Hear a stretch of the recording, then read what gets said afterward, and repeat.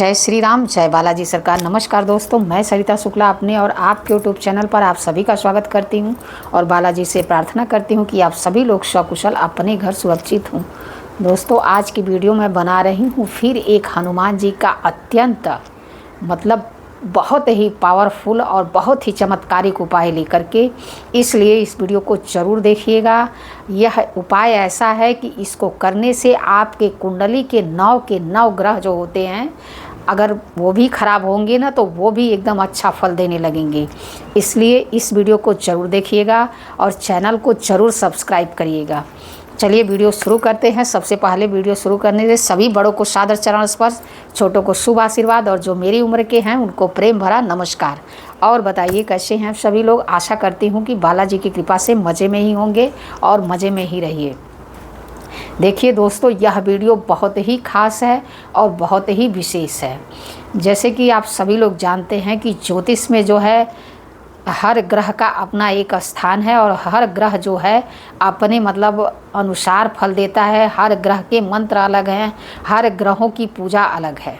लेकिन एक हनुमान जी की पूजा ऐसी है, एक हनुमान जी की साधना ऐसी है जिसको करने से आप जो है आपके सारे ग्रह आपके अनुकूल हो सकते हैं और आपको उसका अच्छा परिणाम दे सकते हैं, बशर्ते उन जो उपाय आपको बताया जाए उसको सही तरीके से, सही नियम से और सही ढंग से करिए।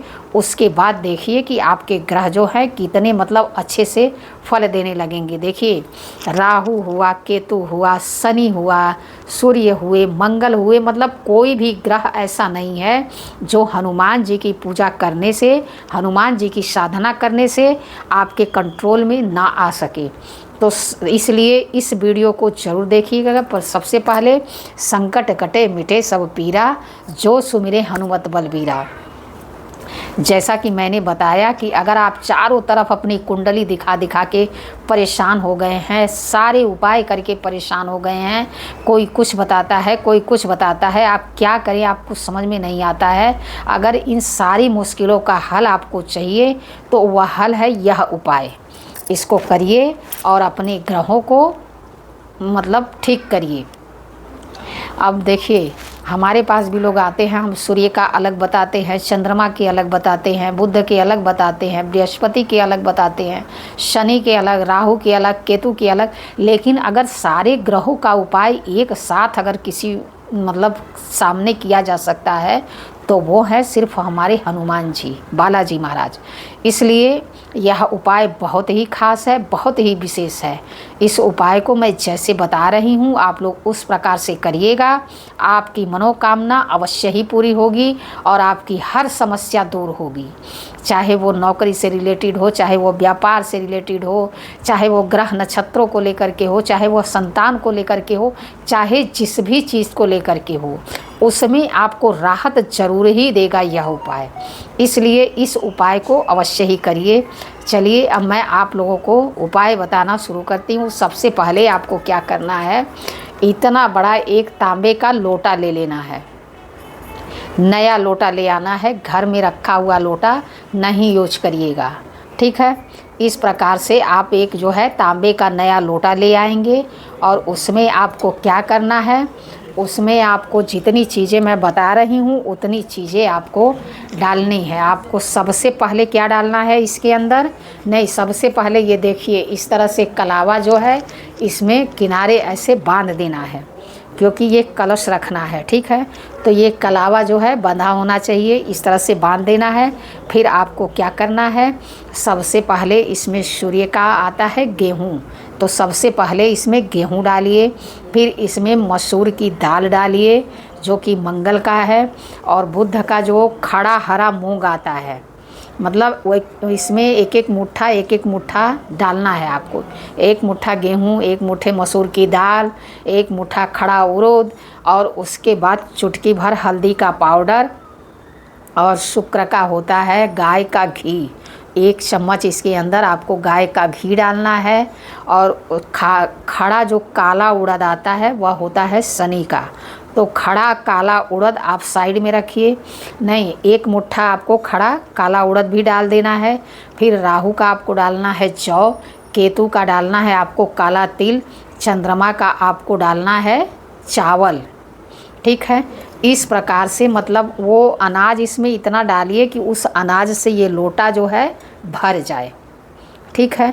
भर जाएगा। उसके बाद यह उपाय आपको मंगलवार से शुरू करना है।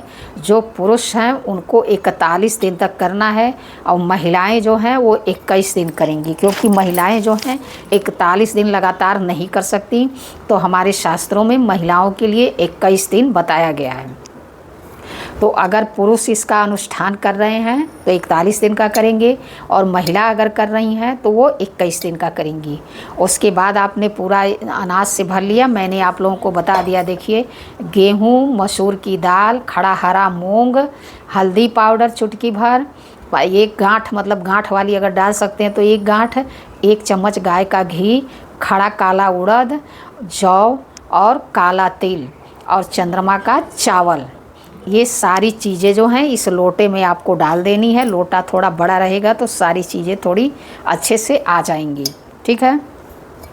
उसके बाद आपको क्या करना है, हनुमान जी का फ़ोटो स्थापित करना है। प्रतिमा है तो प्रतिमा स्थापित करिए, फ़ोटो है तो फ़ोटो, लाल कपड़ा बिछा के खूब बढ़िया से उनको सजा बजा के उनको जो है गुलाब के फूलों की माला पहनाइए और उनके सामने यह लोटे का जल मतलब लोटा ये आप जो रखेंगे उनके सामने ही ऐसे रख देना है। इस पर एक बड़ा सा आटे का दीपक चाहिए, ठीक है। एक आटे का दीपक रखना है और जलाना घी से है। अगर घी आपके पास नहीं आप जला सकते तो तिल के तेल का जलाइएगा, सरसों के तेल का नहीं चलेगा। हाँ, चमेली का तेल चल सकता है, लेकिन चमेली का तेल भी कोई बहुत सस्ता तो आता नहीं है, तो बहुत लोग गरीब लोग भी कर सकते हैं। 1 लोटा तो आप कैसे भी खरीद के देखिए। अगर अपने जीवन से दुर्भाग्य को हटाना है तो थोड़ा सा कहीं से भी व्यवस्था करके इस उपाय को एक बार अवश्य कर लीजिएगा, ठीक है। उसके बाद आपको क्या करना है, हनुमान जी के सामने आपको इस लोटे को रखना है और एक आटे का बड़ा सा दीपक बना लेना है। अब इसमें मिट्टी का दीपक नहीं चलेगा, इसमें आटे का दीपक ही आपको बनाना है और वो दीपक ऐसा होना चाहिए कि 3-4 घंटे तक जले कम से कम, ठीक है। इस चीज़ का विशेष ध्यान रखिएगा और ऐसे करके हनुमान जी के सामने इसको रख देना है, बराबर।